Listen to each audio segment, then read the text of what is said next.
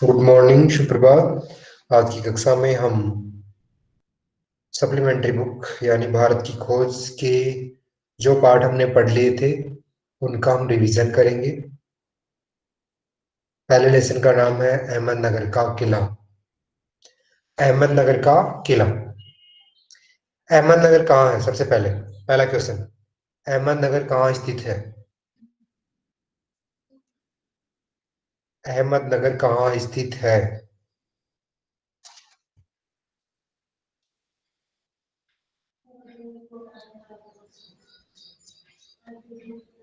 Gujarat.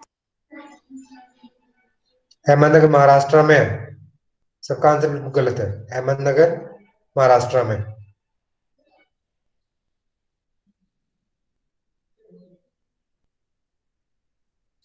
Yes, तो मैं बता रहा था अहमदनगर का किला। अहमदनगर का किला क्या है? अहमदनगर का किला जेल। अहमदनगर की जेल का किससे संबंध रहा? पंडित जवाहरलाल नेहरू। पंडित जवाहरलाल नेहरू जो भारत के प्रथम प्रधानमंत्री थे। इसके अलावा भारत के 2 बार प्रधानमंत्री बनने वाले पहले प्रधानमंत्री थे, है ना। सन 1947 से लेकर 1962 तक भारत के प्रधानमंत्री या प्राइम मिनिस्टर पंडित जवाहरलाल नेहरू रहे थे, है ना। उनका जन्म इलाहाबाद में हुआ था, है ना। और पंडित जवाहरलाल नेहरू के बारे में हम ये पढ़ चुके हैं कि वो अपनी बेटी इंदिरा गांधी को अपनी बेटी के पत्र या पिता के पत्र अपनी बेटी के नाम से लिखते थे, है ना। उन्होंने भारत को आजाद करवाने के लिए काफी स्ट्रगल किया और जेल में रहते हुए उन्होंने भारत की खोज यानी डिस्कवरी ऑफ इंडिया जो बुक है लिखी थी, है ना। तो आपको ये पता होना चाहिए कि अहमदनगर की जेल में उनकी कौन सी जेल यात्रा थी, पता है क्या? अहमदनगर की जेल जो कि महाराष्ट्र में है, उनकी कौन सी जेल यात्रा थी? 9th नवी जेल यात्रा। बहुत अच्छा। अहमदनगर की जेल यात्रा उनकी नवी जेल यात्रा थी। इसके अलावा उन्होंने एक और पुस्तक लिखी थी जिसका नाम है क्या? विश्व इतिहास की झलकियां, ग्लिम्पसेस ऑफ वर्ल्ड हिस्ट्री। नवी जेल यात्रा। इसके अलावा डिस्कवरी ऑफ इंडिया के अलावा उन्होंने एक पुस्तक और लिखी थी जिसका नाम है विश्व इतिहास की झलकियां, जिसको इंग्लिश में हम ग्लिम्पसेस ऑफ वर्ल्ड हिस्ट्री भी कह सकते हैं। क्वेश्चन यहां से ये भी बन सकता है कि जेल में वो क्या काम करते थे? पंडित जवाहरलाल नेहरू अहमदनगर की जेल में बागवानी या गार्डनिंग का काम करते थे। गार्डनिंग या बागवानी का काम करते थे। वहां की मिट्टी कैसी थी? ये क्वेश्चन बन सकता है। वहां की मिट्टी कैसी थी? वहां की मिट्टी पथरीली थी। वहां की मिट्टी पथरीली और बहुत कठोर थी। और जब वो वहां की मिट्टी की खुदाई कर रहे थे तो मिट्टी में बहुत सारे अवशेष, जिससे पता लगाया जा सकता है कि पहले के लोगों का संस्कृति, उनका सिविलाइजेशन या सभ्यता कैसा था, ये पता लगाया जा सकता था। लेकिन जेल के अधिकारियों ने उसे खोदने से मना कर दिया। यस, पुराने मलबे से भरी हुई थी। बहुत अच्छा। तो जेल की खुदाई करने के लिए जेल के अधिकारियों ने जब उन्हें मना किया तो उन्होंने क्या किया? उन्होंने कुदाल छोड़कर अपने हाथ में क्या उठा ली? कलम उठा ली। जब जेल के अधिकारियों ने उन्हें खुदाई करने से मना किया, गार्डनिंग वो कर रहे थे, नो प्रॉब्लम, लेकिन वो अपनी गार्डनिंग को और ज्यादा बढ़ाना चाहते थे। सो जेल में वो कुछ किनारों पर, कुछ हिस्सों पर खुदाई करके क्या कर रहे थे? गार्डनिंग भी कर सकते थे और ये पता लगा सकते थे कि पहले का संस्कृति और सभ्यता मीन्स कल्चर एंड सिविलाइजेशन कैसा था। तो उन्होंने क्या किया? अपनी कुदाल नीचे रखी और क्या उठा लिया? कलम। कलम मीन्स पेन। और लिख डाला क्या? भारत का इतिहास। जिससे लोगों को अवेयर किया जा सके कि भारत जो है, जिसको सोने की चिड़िया, विश्व गुरु जैसे नामों से पुकारा जाता था, और आज उस भारत की स्थिति कैसी है।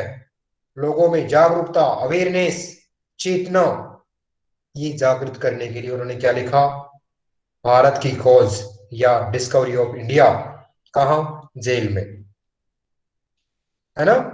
ये तो आपको भी पता होगा कि ज्ञान विज्ञान का सबसे पहले संचार, ज्ञान विज्ञान का सबसे पहले जन्म भारत में ही हुआ था।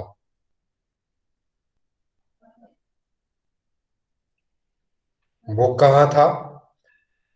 कोई पेजेज या कुछ भी होगा उनके पास जिसमें उन्होंने लिखा? हाँ, तो भारत में ही सबसे पहले ज्ञान विज्ञान का प्रसार प्रसार हुआ था। यहीं पर उन्होंने भारत का इतिहास लिखा, और भारत के इतिहास में उन्होंने ये सब चीजें लिखी कि भारत को ही पहले विश्व गुरु और सोने की चिड़िया कहा जाता था। विश्व गुरु क्यों? क्योंकि सबसे पहले यहीं पर शिक्षा का प्रचार प्रसार हुआ था। यहीं पर यूनिवर्सिटीज बनी थी जहां पर बाहर के जो लोग हैं वो पढ़ने आते थे। आपने इतिहास में जो ट्रेवलर्स है या यात्री है उनका नाम सुना होगा, हेनसांग, मैग्स्थनीज, इत्सिंग, फाइयान, है ना? इनका नाम आपने सुना होगा। ये लोग यहाँ पर पढ़ने आते थे, है ना? तक्षशिला विश्वविद्यालय, नालंदा विश्वविद्यालय। तक्षशिला पहले इंडिया में था, अब कराची पाकिस्तान में है। जब भारत का डिवाइडेशन हुआ तो तक्षशिला कहाँ चला गया? पाकिस्तान में चला गया, वरना पहले भारत का हिस्सा था। और नालंदा कहाँ पर है? बिहार में है, जिसकी स्थापना धर्मपाल ने की थी। पाल वंश का जो राजा था धर्मपाल, उन्होंने की थी, है ना? तो ज्ञान विज्ञान का सबसे पहले सवेरा, सबसे पहला प्रसार प्रचार यही इंडिया में हुआ था। तो ये सब बातों को लिखकर, भारत की खोज में इन सब बातों को लिखकर भारतीयों को अवेयर या जागरूक करना चाहते थे। कौन? पंडित जवाहरलाल नेहरू। उन्होंने ये भी लिखा कि अहमदनगर का किला कोई ज्यादा इंपॉर्टेंट नहीं है। अहमदनगर के किले का ज्यादा इंपॉर्टेंस नहीं है। इसका इंपॉर्टेंस किस वजह से है? एक मिनट में।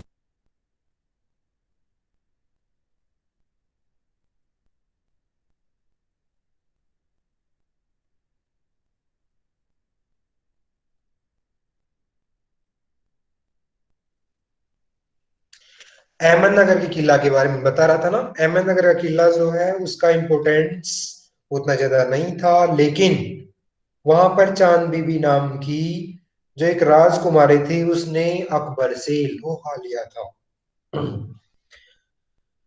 शायद you are so late, late नहीं आना है, ध्यान रखना है। तो इसीलिए उस किले का इंपॉर्टेंस है, वरना अहमदनगर किले का ज्यादा इंपॉर्टेंस नहीं है। ठीक है।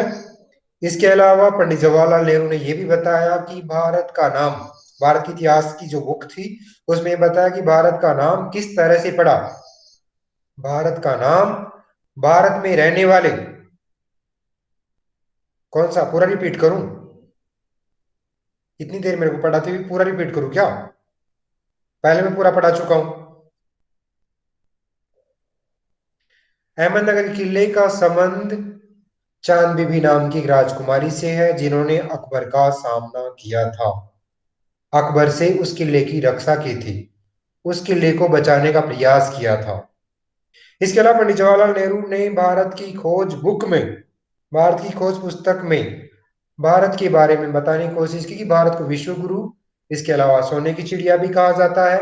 इसके अलावा भारत को किन किन नामों से पुकारा जाता है और क्यों पुकारा जाता है, ये भी उन्होंने बताया।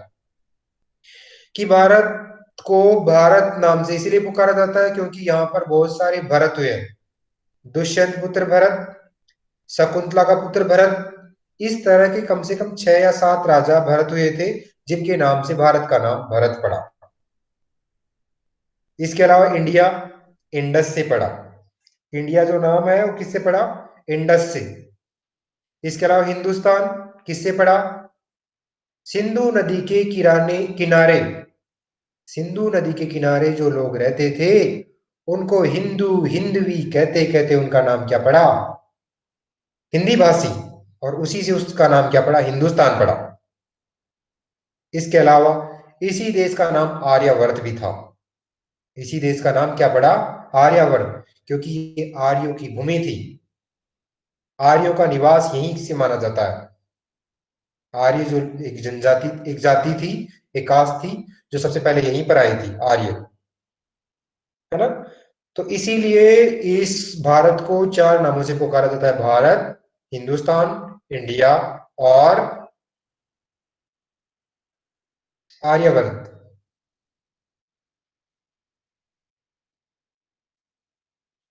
यस।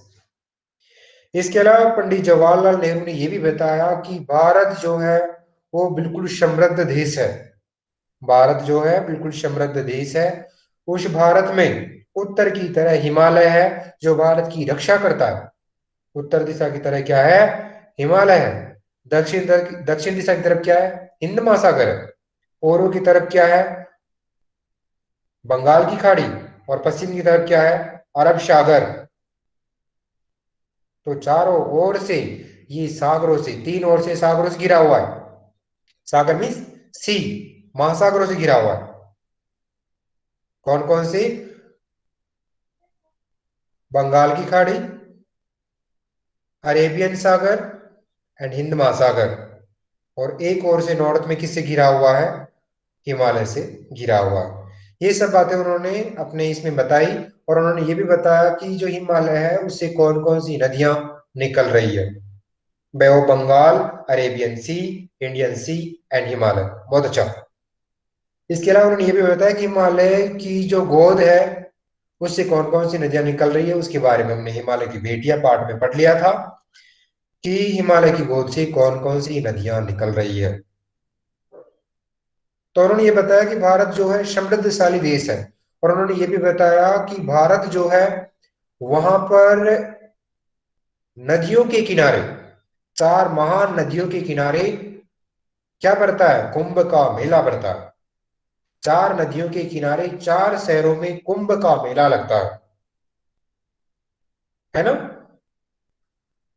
जैसे एक कुंभ पड़ता है हरिद्वार, एक इलाहाबाद, एक उज्जैन और एक नासिक। इलाहाबाद जो है वो गंगा, यमुना, सरस्वती तीनों नदियों का संगम है ना। भागीरथी, अलकनंदा और गंगा, सरस्वती। यस। तो इस तरह कुंभ का जो मेला है चार जगह पर पड़ता है: नासिक, महाराष्ट्र, शिप्रा नदी के तट पर। इसके अलावा हरिद्वार, गंगा के तट पर। इलाहाबाद, जिसको प्रयागराज भी कहा जाता है, तीन नदियां मैंने बताई अभी, गंगा, यमुना, सरस्वती। और एक कौन सा? उज्जैन। उज्जैन शिप्रा शिप्रा नदी के तट पर। और यहाँ पर जो महाराष्ट्र में पड़ता है वो गोदावरी नदी के तट पर पड़ता है। बाय मिस्टेक मैंने गलत बता दिया था। जो नासिक में पड़ता है वो गोदावरी नदी के तट पर पड़ता है। इस तरह चार शहरों में चार कुंभ पड़ते हैं। कुंभ का मेला, जो कि जो पूर्ण कुंभ होता है वो 12 वर्ष में एक बार आता है। अर्ध कुंभ जो होता है 4 साल में एक बार आता है। पूर्ण कुंभ जो होता है 8 साल में एक बार आता है। तो ये सब चीजें भारत की खोज जो पुस्तक थी उसमें पंडित जवाहरलाल नेहरू ने लिखी। इसके अलावा पंडित जवाहरलाल नेहरू ने बताया कि भारत जो है वो विविधता में एकता वाला देश है। यहाँ पर बहुत सारे स्टेट्स है, बहुत सारी यूनियन टेरिटरीज है, जिनमें अलग अलग खान पान, अलग अलग पहनावा, अलग अलग बोलचाल, सब कुछ डिफरेंट डिफरेंट होने के बावजूद सभी अपने देश सभी अपने देश में मिले हुए हैं। सभी इंडिया के निवासी है, सिटीजन ऑफ इंडिया है ना। सभी एकता के बंधन में बंधे हुए हैं। ठीक है बच्चों, इतना मैंने बताया। और उन्होंने अपना जो इतिहास लिखा, भारत का इतिहास, उसमें उन्होंने एंशियंट हिस्ट्री और मिडल और जो मॉडर्न है, तीनों हिस्ट्रियों को क्रम वाइज, सीक्वेंस वाइज उन्होंने लिखा। और उन्होंने ये बताया कि जो भारत है उसमें सबसे पहले विकसित संस्कृति या सिविलाइजेशन कहाँ से आई। तो उन्होंने ये बताया कि जो भी हिस्टोरिकल प्लेस है उन्होंने बताया, जैसे मोहनजोदड़ो, हड़प्पा, इसके अलावा रोपड़, कालीबंगा, जैसे कि आपने एंशियंट हिस्ट्री में पढ़ा होगा कि प्राचीन सभ्यता या सिविलाइजेशन के एविडेंस या साक्ष्य में कहां से प्राप्त होते हैं। तो हमें पता चलता है कि सबसे पहले शहरों या सिटी का जो एविडेंस है वो सिंधु घाटी सभ्यता से मिलता है। सिंधु घाटी सभ्यता से मिलता है। और सिंधु घाटी सभ्यता का एक स्थल है, एक प्लेस है, एक हिस्टोरिकल प्लेस है जिसका नाम है मोहनजोदड़ो। वो भी मैंने बताया था कि सिंध जगह, एक जगह का नाम है सिंध, जो सिंधु नदी के तट पर है। जो सिंधु नदी के तट पर है सिंध, जो अभी पाकिस्तान में है। और रावी नदी के तट पर है क्या? रावी नदी के तट पर है हड़प्पा, पंजाब में। रावी नदी के तट पर जो शहर है पंजाब, जो कि अभी पाकिस्तान में है। आपको पता होगा कि जब भारत का डिवाइडेशन हुआ था 1947 में, उस समय पंजाब के दो टुकड़े किए गए थे, आधा पंजाब पाकिस्तान में, आधा पंजाब इंडिया में, है ना। तो मोहनजोदड़ो और हड़प्पा कहाँ पर है? अभी पाकिस्तान में है, वर्तमान पाकिस्तान में है। हड़प्पा जो है रावी नदी के तट पर पंजाब में, पाकिस्तान में है। इसके अलावा सिंधु घाटी सभ्यता का जो मोहनजोदड़ो है वो कहाँ पर है? सिंधु नदी के किनारे, सिंध, पाकिस्तान में। ठीक है। इसके अलावा हमने पढ़ा कालीबंगा के बारे में, जिसमें जुते हुए खेतों के साक्ष्य मिलते हैं। जिसमें जुते हुए खेतों के या क्रॉप या फसल के या फार्मर या खेती करने के हिसाब से कहां से मिलते हैं? तो मिलते हैं कालीबंगा से। कालीबंगा जो कि राजस्थान के हनुमानगढ़ जिले में है। यस, सिंधु नदी, सिंधु और सरस्वती नदी के किनारे। तो इस तरह की विकसित सभ्यता या सिविलाइजेशन की जो साक्ष्य हैं वो सिंधु घाटी सभ्यता से हमें प्राप्त हुई। इसका विवरण भी पंडित जवाहरलाल नेहरू ने भारत की खोज में लिखा है। ठीक है बच्चों, इस तरह से मैंने इसका समरी बताने का प्रयास किया है, और कुछ अगर बचा है तो मैं उसका बताने का प्रयास करता हूँ। इसके अलावा उन्होंने ये बताया कि पंडित जवाहरलाल नेहरू ने क्या बताया कि मैं जेल में निराश नहीं हूं। मैं जेल में बिल्कुल निराश नहीं हूं। मुझे जेल में मोटिवेशन मिल रहा है, क्योंकि जेल में मैं किसी बुरे कामों की वजह से जेल में नहीं हूं। मैं देश को आजाद करवाने के लिए, देश की आजादी के आंदोलन में अपना कंट्रीब्यूशन देने के लिए, अपना योगदान देने के लिए, सो ये मेरे लिए प्राउड का विषय है। और वे सोच रहे हैं कि अच्छा, सिंधु घाटी सभ्यता का मतलब क्या है? सिंधु घाटी सभ्यता एक सिविलाइजेशन का नाम है कि सबसे पहले सिटी या शहर कहां पर बने थे। सबसे पहले बड़े बड़े शहर, बड़ी बड़ी इमारतें, है ना, बड़े बड़े वॉशरूम, बड़ी बड़ी नालियां, सीवर, इनका सबसे पहला विवरण, सबसे पहला एविडेंस कहां से मिला है? तो सिंधु घाटी सभ्यता से मिलता है। वहां की सभ्यता कांस्य युगीन या ब्रोंज का जो साक्ष्य है वो सबसे पहले वहीं से मिला था, है ना। सबसे बड़े अन्नागार, अन्नागार मीन्स जिसमें हम बहुत सारा अन्न या क्रॉप या अनाज रख सकते हैं, उसके साक्ष्य भी वहीं से प्राप्त हुए हैं। इसके अलावा पंडित जवाहरलाल नेहरू ने बताया कि मैं जेल में मोटिवेट हूँ। जेल में मुझे बिल्कुल भी ऐसा नहीं है कि मैं दुखी हूँ या मुझे अपमानित फील हो रहा है। वो जेल में कह रहे हैं कि मुझे चांद को देख करके मोटिवेशन मिलता है, क्योंकि मेरे साथ क्या है? चांद मेरे साथ है। हाँ, तलाश टॉपिक मैंने बता दिया है ना। ये सिंधु घाटी सभ्यता और ये सब कहां पर आ गए हैं? ये भारत के इतने सारे, तो बता रहे हैं कि चांद से भी मुझे मोटिवेशन या प्रेरणा मिल रही है। क्यों? क्योंकि जैसे जैसे चांद आगे बढ़ता है, मैं जेल में से देखता हूं कि मेरा एक एक दिन आगे बढ़ रहा है। और चांद मुझे ये मोटिवेशन देता है, ये सीख देता है कि अंधेरा होने के बाद उजाला होता है, दुख आने के बाद सुख आते हैं। चांद मुझे ये सीख दे रहा था, इसलिए मैं मोटिवेट हो रहा था। और मैं समझ रहा था कि मैं अकेला नहीं हूं, मेरे साथ कौन है? चांद है ना, जिससे मुझे प्रकाश मिल रहा है, जिससे मुझे मोटिवेशन मिल रहा है, और जिससे मुझे पता चल रहा है कि जेल के इतने दिन कट चुके हैं, इतने दिन जा चुके हैं। तो पंडित जवाहरलाल नेहरू ने जेल में क्या बताया? चांद को अपना साथी या सहयोगी बताया। 1 मिनट में अटेंडेंस ले लेता हूँ, उसके बाद हम वापस शुरू करते हैं, अगर कुछ बचा है तो। 1 मिनट।